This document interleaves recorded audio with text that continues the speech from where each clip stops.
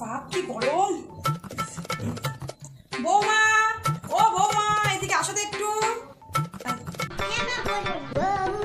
বলছিলাম একটু আমাদের শরবত করে দিয়েছো তো, ভালো করে